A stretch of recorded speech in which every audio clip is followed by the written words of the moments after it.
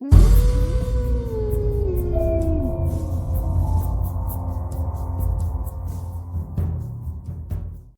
कहानी की लेखिका है सोनिया सैनी। पूर्ति और पवन अपने नए घर की पूजा के लिए हवन में बैठ गए थे। पंडित जी गणेश पूजा करने के बाद मंत्रोच्चारित करते हुए हवन कुंड प्रज्वलित कर रहे थे, किंतु लकड़ियां आगे नहीं पकड़ रही थी। कई बार प्रयास करने के बाद आखिर हवन कुंड में अग्नि प्रज्वलित हुई और इसी के साथ हवन शुरू हो गया। अचानक ही उन्हें अंदर के कमरे से किसी के दरवाजा पीटने की आवाज सुनाई देने लगी। आवाज लगातार बढ़ती ही जा रही थी। जब काफी देर तक वही आवाज सुनाई पड़ती रही तो पंडित जी अपनी पूजा बीच में रोककर बोले, लगता है कोई अंदर कमरे में बंद हो गया है, आप जाकर दरवाजा खोल दीजिए। हाँ, लेकिन घर में तो हम 4 लोगों के अलावा कोई है ही नहीं। हम तीनों यहाँ बैठे हैं और हमारी बेटी संजू सामने झूला झूल रही है। पूर्ति ने खिड़की से बाहर झूला झूलती संजू की ओर इशारा करके कहा। पूर्ति की बात सुनकर पंडित जी फिर से मंत्र पढ़ने लगे और एक बार फिर से दरवाजा खटखटाने की आवाज आने लगती है। साथ ही किसी के रोने की आवाज भी सुनाई दे रही थी। मेरे कहने से आप एक बार देख आइए, कोई तो जरूर अंदर है, ये मेरा वहम नहीं हो सकता। पंडित जी की बात सच्ची थी। दरवाजे पीटने की आवाज तो लगातार उसे भी सुनाई पड़ रही थी, इसलिए वो उठकर अंदर गई और सभी कमरों का दरवाजा खोलकर चेक करने लगी। पवन, तीनों कमरे चेक कर लिए, कोई नहीं है। छोड़ो भी, कोई पड़ोस में शोर कर रहा होगा, तुम पूजा में बैठो। पवन के कहने से पूर्ति फिर से पूजा में बैठ जाती है। पूजा खत्म होने के बाद, बेटा थोड़ा सावधान रहना, आपके साथ छोटा बच्चा है और ये घर मुझे कुछ ठीक नहीं लग रहा। इतने सालों में कभी किसी के यहाँ मैंने इतने अपशकुन एक साथ होते नहीं देखे। आपका नारियल, यहाँ तक कि गंगा जल भी काला और बदबूदार हो गया था। जब मैं पूजा का जल आपके घर में छिड़क रहा था तो एक कमरे में मुझे करंट जैसा झटका महसूस हुआ। मुझे तो लगता है जरूर इस घर में कोई नकारात्मक ऊर्जा है। देखिए पंडित जी, हम पूजा पाठ में तो मानते हैं, लेकिन प्लीज इस तरह का वहम मत डालिए मेरी पत्नी के दिमाग में। नारियल खराब होना कौन सी बड़ी बात है। पवन की बात सुनकर पंडित जी बिना कुछ कहे वहाँ से चले जाते हैं। पूर्ति और पवन की शादी को 8 साल हो गए थे, लेकिन उनकी गोद अभी तक सूनी ही थी। अपनी सूनी गोद को भरने के लिए उन्होंने शेल्टर होम से एक बच्चा गोद लेने का मन बना लिया था।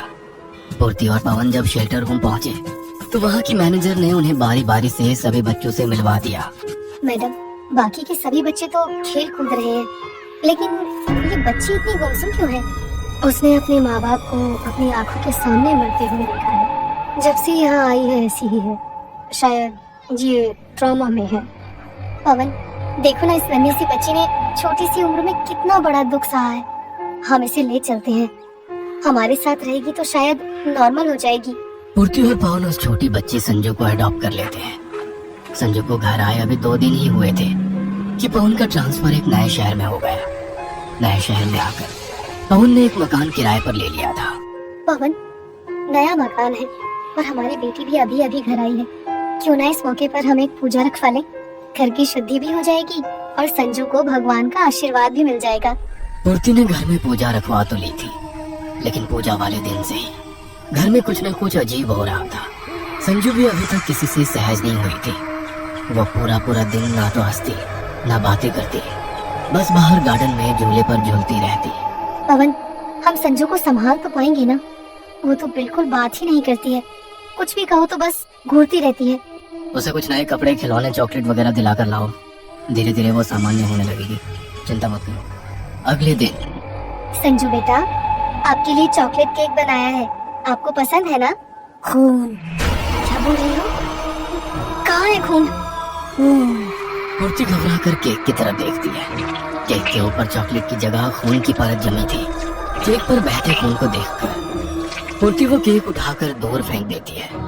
संजू केक को देखकर धीमे धीमे मुस्कुरा रही थी। वह धीमे कदमों से केक के पास गई और अपने हाथों से चाट कर केक को खाने लगी। संजू बेटा, गंदा है वो, छोड़ दो उसे, मैं दूसरा बना दूंगी। पूर्ति की बात सुने बिना संजू जमीन पर पड़ा हुआ केक मजे से खा रही थी। केक के अंदर गंदे पीले कीड़े चलते हुए दिखाई दे रहे थे, जिन्हें संजू बड़े चाव से खाए जा रही थी। ये सब देखकर पूर्ति को उल्टी जैसा महसूस होने लगा और उसने घबराते हुए पवन को फोन लगाया। पवन, कुछ बहुत अजीब हो रहा है इस घर में, मुझे बहुत डर लग रहा है। पवन, मैंने खुद संजू के लिए चॉकलेट केक बनाया था, ना जाने कहां से उस पर खून आ गया और कीड़े चलने लगे।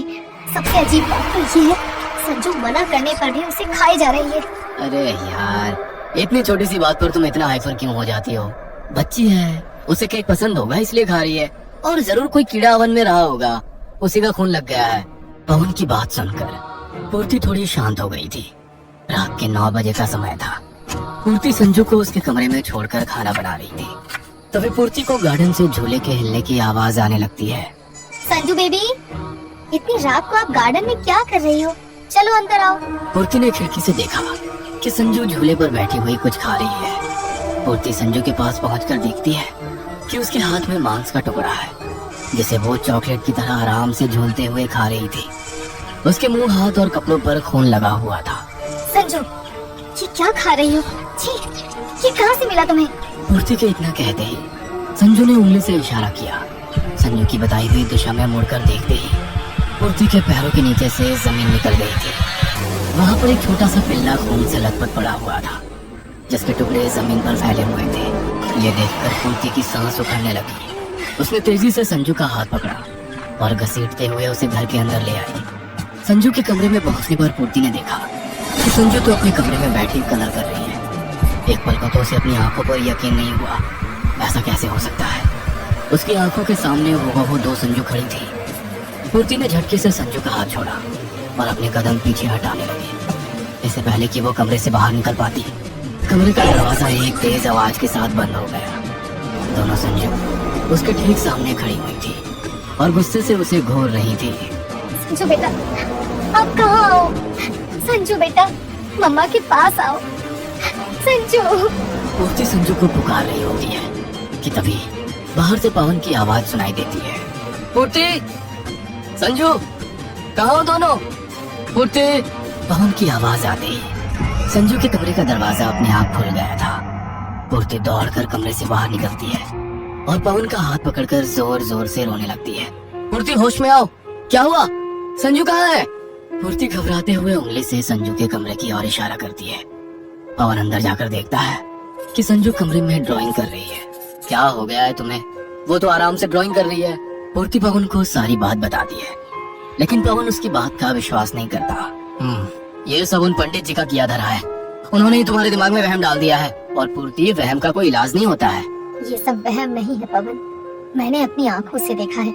इस घर में कुछ है, मैं महसूस कर सकती हूँ। हर पल कोई साया मेरे साथ साथ चलता है। मैं जितना भी इस बात को झुठलाऊं, मेरा यकीन और पक्का होता जा रहा है। मेरा यकीन करो, हमारी बच्ची खतरे में है। उसने पहले ही बहुत कुछ झेला है। अब हम इसके साथ कुछ बुरा नहीं होने देंगे। अच्छा ठीक है, तुम शांत हो जाओ, खाना लगाओ, मैं संजू को लेकर आता हूँ। जल्दी ही कोई और घर देखकर उसमें शिफ्ट करने की कोशिश करेंगे। पूर्ति जाकर खाना लगाने लगती है। पवन कमरे में संजू को लेने जाता है। संजू को गोद में उठाते हुए पवन की नजर उसकी ड्राइंग बुक पर पड़ती है। संजू ने जो ड्राइंग बनाई थी उसे देखकर पवन के हाथ पैर ठंडे पड़ने लगे थे। संजू ने झूला झूलते हुए एक भयानक राक्षस की तस्वीर बनाई थी, जो अपने हाथों से मांस खा रहा था। पवन संजू को सीने से चिपकाकर दौड़ते हुए पूर्ति के पास जाता है। पूर्ति, ये देखो, शायद तुम सही थी, मुझे माफ कर दो। मैं नहीं जानता कि ये सब क्या है, लेकिन कुछ तो गलत हो रहा है यहाँ। 3 साल की बच्ची ऐसी ड्राइंग क्यों और कैसे बनाएगी? मेड रेखा को फोन लगाओ, वो तो शायद पिछले कई सालों से यहाँ काम करती थी ना, उसे जरूर पता होगा ये सब क्या है। रेखा तो बस एक ही दिन काम पर आई, उसके बाद मुझे उसका कुछ पता नहीं है। क्या रेखा काम पर नहीं आ रही है? हाँ, मुझे लगा उसके परिवार में कुछ इमरजेंसी होगी। फोन लगाओ उसे। पूर्ति मेड रेखा को कॉल करती है, लेकिन उसके फोन की रिंग उन्हें अपने घर से ही सुनाई देने लगती है। पवन, रेखा के फोन की रिंग तो अपने ही घर से सुनाई दे रही है। 2 दिन से वो छुट्टी पर है, तो क्या 2 दिन से उसका फोन हमारे घर में छूटा हुआ है? रिंग की आवाज का पीछा करते हुए वे स्टोर रूम तक पहुंच जाते हैं। स्टोर रूम का दरवाजा खोलते ही एक गंदी बदबू का भपका उनके दिमाग को झकझोर देता है।